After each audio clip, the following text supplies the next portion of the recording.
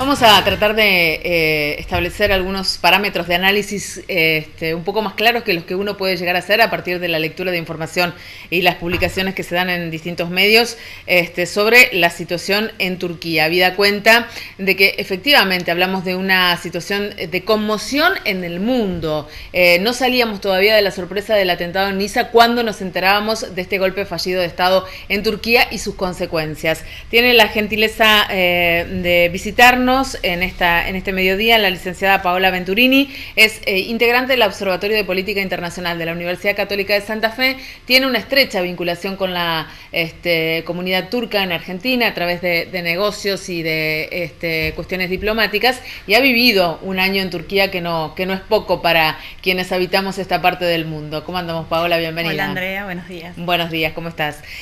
Bueno, concretamente, la verdad que algunos analistas hablan de un golpe de Estado que fue armado con todas las intenciones de que fracasara, ¿no? Porque no se tomaron acciones claves como podían haber sido, por ejemplo, contar con las figuras de alto rango del ejército para que ese golpe fuera exitoso, por denominarlo de alguna manera. Los comandantes de las fuerzas no se involucraron, bombardearon, por ejemplo, el hotel donde estaba el presidente de Turquía en el momento en el que él ya se había retirado, como acciones deliberadas al fracaso. ¿Fue efectivamente un intento de golpe de Estado o una pantomima?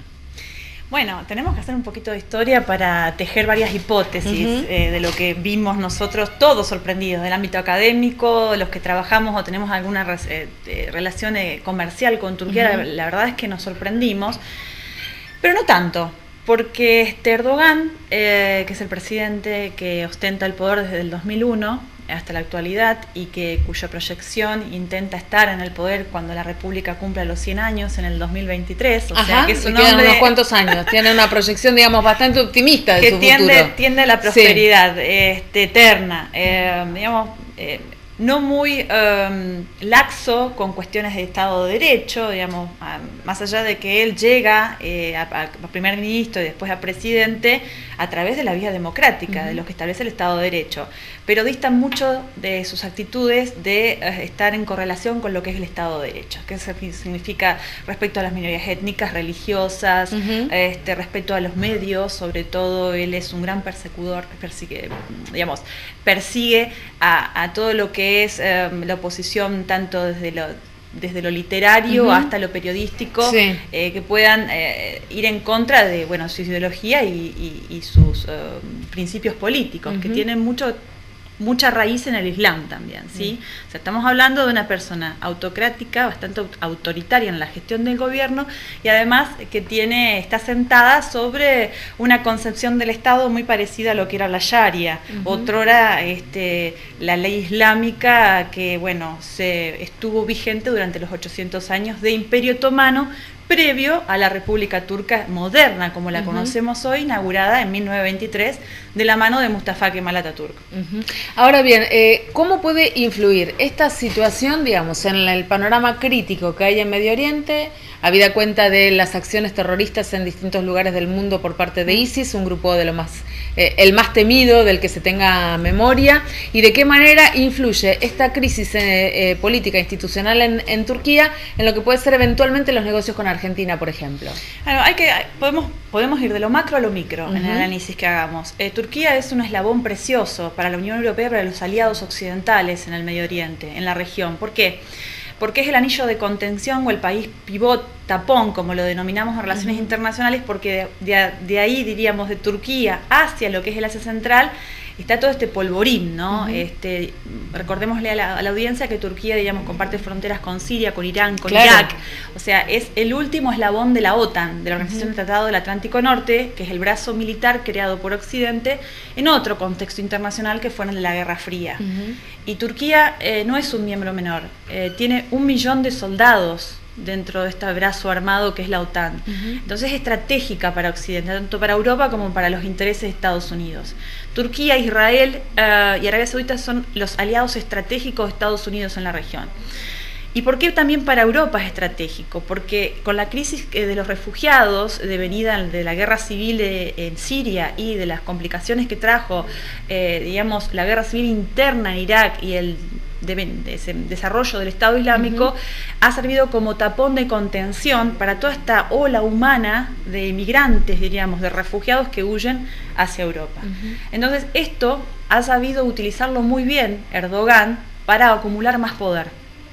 Digamos, construyendo enemigos internos que existieron en Turquía para el actual gobierno, que es, por ejemplo, el grupo denominado PKK o los kurdos, bueno, a los cuales él combate de forma, digamos, con mucha avidez, culpándolos de ser los que desestabilizadores del orden interno de Turquía. Y las purgas en el ejército y en las filas militares viene de la mano porque, a ver, hay que entender una cuestión: ¿cuál es el rol estratégico de las Fuerzas Armadas en Turquía? Las Fuerzas Armadas en Turquía son las garantes del orden republicano de la Turquía moderna, ¿sí? Esta Turquía inaugurada en 1923. Porque Mustafa Kemal Atatürk nace de los cuadros militares y hace una revolución de tinte de base militar, pero muy pro-occidentalista. Entonces las Fuerzas Armadas de aquel otro hasta hoy siempre fueron garantes, y cuando hay una incursión o hay indicios de que el Islam y la religión puede volver a tomar alguna injerencia dentro del poder, entonces las Fuerzas Armadas son muy reaccionarias a este avance sobre la secularidad del Estado. Pero no ha sido este el caso puntualmente. No, lo que pasa es que no estaban dadas esas condiciones. No estaban dadas las condiciones, y yo creo que, si me pedís, Andrea, Paola, bueno, ¿qué te parece? ¿Cómo lo ves? Y creo que fue una puesta en escena del propio gobierno más que de una intentona de golpe militar por parte de las Fuerzas Armadas. Claro, ¿se entiende? Es decir, una estrategia concretamente de Erdogan como para acumular un poco más de poder, sobre todo teniendo en cuenta que hace un año perdió las elecciones y que tiene una sociedad profundamente fragmentada que va a tener que gobernar. Una profunda grieta en Turquía, que es la Turquía, recordemos un poquito que es Turquía, es un país de 80 millones de personas, donde 15 millones de personas son kurdos, de origen kurdo. ¿Sí? Son los que formaron e integraron este partido muy heterogéneo HDP, que el año pasado ganó muchos escaños dentro del Parlamento, y por los cuales Erdogan se mostró tan de reaccionario, ¿sí? Al ingreso de estas minorías dentro del ámbito de los juegos legales de lo que es la democracia. Y además, la grieta se nota. Yo hablaba con unos colegas y clientes también que tenemos allá, y decían, la grieta acá está dentro de las familias metida, porque hay defensores a ultranzas de Erdogan y de estos principios que de alguna manera nos hacen revivir viejas características de lo que era la composición del Imperio Otomano. Estamos hablando de algo pre-republicano, ¿sí? Pre-república moderna. Y después de todas estas generaciones que crecieron de la mano de la República Turca moderna, muy occidentalizada, muy ligada a Europa. Y aquí el problema fundamental, Andrea, es que Erdogan, las declaraciones a posteriori del intento fallido fueron muy fundamentalistas, las declaraciones que dijo. O sea, recuperar de alguna manera la pena de muerte dentro de... Claro, porque esa es una de las posibilidades, ¿no? Algunos analistas consideran que con esto abre la puerta para instaurar nuevamente la pena de muerte. Sí, que eso creo que, que ya dejaría a Turquía del otro lado del muro, por así decirlo. Porque, muy lejos de la Unión Europea. No, muy lejos. Yo creo que el proceso europeo para Turquía, las posibilidades están acabadas en este contexto, y en este contexto de profunda crisis del bloque europeo en sí. Las chances de Turquía son pocas, y creo que él está especulando con esto, como para forzar más aún aprovechar la circunstancia política, este polvorín, para acumular más poder. ¿Cómo podrías describir las relaciones hoy entre Argentina y Turquía, más allá de esta coyuntura especial que se dio a partir del viernes con este golpe de Estado fallido? Es decir, ¿hay negocios, hay intercambio, hay una relación fluida entre los dos países? Sí, nosotros venimos realizando negociaciones y comercio de alguna forma desde el 2002 con Turquía. Y es un país que para nosotros es un estado pivot, es como Dubái para lo que es la península arábiga. Turquía es una puerta de ingreso para los países del Asia Central, Kazajstán, Turkmenistán, Kirguistán, todos los TAM que formaban parte todo de la eso ex que Unión tienen nombres Soviética. muy difíciles y que son nuevos. Y que son nuevos. Exactamente, sí. nuevos. Que han tenido un gran desarrollo en infraestructura estos últimos años y que Turquía de alguna manera es el facilitador de los negocios con estos estados. Bueno, lastimosamente hemos perdido paulatinamente algunos negocios por falta de competitividad, de los precios o por las cuestiones. ¿Negocios en qué rubros, por ejemplo? Por ejemplo, bueno, nosotros nos dedicamos a un rubro bastante específico que es autopartes, de todo lo que es metalmecánica, la industria automotriz, que en aquel otrora, 2001-2002, cuando nosotros salimos de la convertibilidad, las autopartes y la industria metalmecánica argentina está muy bien vista. Agropartes, desde allá nos consideran como, digamos, fabricantes de calidad de todo lo que tiene que ver con las agropartes y autopartes. Y realmente habíamos conseguido nichos de mercados interesantes, que esto llegó, te diría, tenía una cierta fluidez hasta el 2008, 2010, progresivamente fuimos perdiendo por una cuestión de competitividad, sí, pero no porque la calidad sea mala, al contrario, nuestra calidad argentina es muy buena y es buscada por estos mercados. Inversamente también ellos nos buscan a nosotros en el contexto del Mercosur, porque nos ven como un mercado muy importante, Argentina. Existen una inmensurable posibilidad de negocios en el marco, en los sectores agroalimentarios, metalmecánicos, en la industria de, por ejemplo, de medicamentos, insumos veterinarios. Es grande y interesante como Turquía se nos presenta como la gran puerta de acceso a estos mercados de Asia Central. Evidentemente, esta situación política e institucional complica todo eso. Y nos está complicando un poco, nos está complicando. Más allá de que esto creo que va a volver a la normalidad, es una puesta en escena política de Erdogan que, bueno, hay que ver en qué decanta. Esperemos que no dificulte, porque en realidad dificultaría toda la economía turca al interior de la propia economía doméstica de Turquía. Y creo que, bueno, que cuando la economía se resiente, las prácticas políticas empiezan a ser un poco eco de eso, y creo que Erdogan vio que esta puesta en escena, suponiendo que fue una puesta de escena del intento de golpe, la verdad le va a traer consecuencias económicas no deseables. Si habláramos del respaldo de Erdogan respecto de las primeras potencias del mundo, estamos hablando de Alemania, de Estados Unidos, de Francia, de Italia, ¿qué podríamos decir? No, básicamente ellos tuvieron que salir a respaldar porque corresponde el respaldar a un Estado que tiene una intentona interna de golpe de Estado, o sea, el respeto al orden secular, democrático y republicano obedece, diríamos, un respaldo. Aun cuando haya sido algo urdido por el propio gobierno para hacer una demostración de poder. Eso no, lo que sí salieron a condenar en forma fehaciente todos, a posteriori, fueron las declaraciones que él hizo.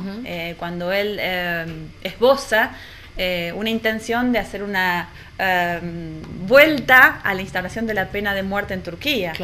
Salió, diríamos, de forma hacer declaraciones condenatorias en ese sentido, y creo que hay el que avisa no traiciona por parte de Alemania, cuando dice: nosotros apoyamos a los estados democráticos, pero de ninguna manera vamos a permitir que se instaure la pena de muerte nuevamente en Turquía. O sea, ahora bien, habrá que ver, porque se habla de más de 8.000 detenidos, entre los cuales hay jueces militares, referentes políticos, es decir, esta cuestión, la verdad que se abre como un interrogante importante de cara a lo que pueden ser los próximos meses, porque, bueno, evidentemente si esta situación se mantiene, no va a demorar una reacción, uno supone, ¿no? No, y además la purga no solamente a nivel de juez institucional, sino también contra los medios. Hay intervención de canales de televisión, de radios. Sitios web que se han bloqueado, que no se puede acceder a información. Yo creo que fue digamos, el detonante y la justificación que él necesitaba para poder sacarse de encima algunos adversarios dentro del ámbito mediático, literario, político,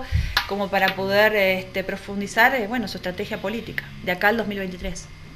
Bueno, veremos cómo evoluciona esta situación, qué noticias hay, qué movimientos se producen y, en definitiva, cómo puede influir esto en lo que es la política exterior de Turquía, ¿no? Sí, no son tiempos fáciles para la región y tampoco para Europa. Claro. Tampoco sí, estábamos hablando efectivamente que fue todo el mismo día. Hablábamos el viernes del atentado en Niza y poco después hablábamos de este golpe en Turquía. ¿El viernes o el jueves? El viernes me parece que fue. Fue un día antes lo de Niza. Así es. Muchísimas gracias, Paola, por habernos ayudado a analizar este tema que para nosotros a la distancia es bastante complejo. Tuvimos que, uno cuando habla de Turquía parece que habla de algo que está lejísimos y que no tiene influencia. ¿Qué tenemos en la Argentina de descendientes turcos? Porque acá en Argentina le decimos turco a cualquiera que viene de allá. No, lo que pasa es que venían con el pasaporte otomano verde. Ajá. El pasaporte otomano hasta 1923, 1922 estuvo vigente. Claro, porque turcos le dicen a los sirio-libaneses, a los árabes, a cualquiera que venga de allá. Porque se le denominaba de esa manera, venían con caracteres arábigos, porque antes del cambio de alfabeto al latín, que bueno, esto fue una de las reformas grandes que hizo Kemal Atatürk, venían con el pasaporte otomano, entonces para nosotros eran todos turcos. Claro. En realidad no, era un crisol de razas y de pueblos y de estados el Imperio Otomano, que digamos incluía al Líbano, a Siria, bueno, a varios territorios de Irak, que se denominaban Imperio Otomano, que acá llegaban como turcos. Esta zona me parece que no hay muchos descendientes de turcos. No. En Buenos Aires un poco más, pero aquí turcos no. Muy poca la comunidad. Hay muchos armenios, que en realidad, bueno, también vinieron como turcos, que hay un tema también bastante escabroso. Sí, que no les gusta nada a los armenios que le digan turcos, precisamente. Y no mucho más. No hay una comunidad turca, digamos, de turcos autóctonos acá, sino que, bueno, sí tenemos la representación diplomática, la Embajada Turca en Buenos Aires y la Consejería Comercial, que ellos son los que de alguna manera abren las puertas para que profundizar las relaciones entre Argentina. Es un mercado muy interesante y tiene muchas posibilidades, ofrece muchísimas posibilidades para Argentina. Paola, muchas gracias. No, por favor. Hasta la próxima. Seguimos ahora con otros temas.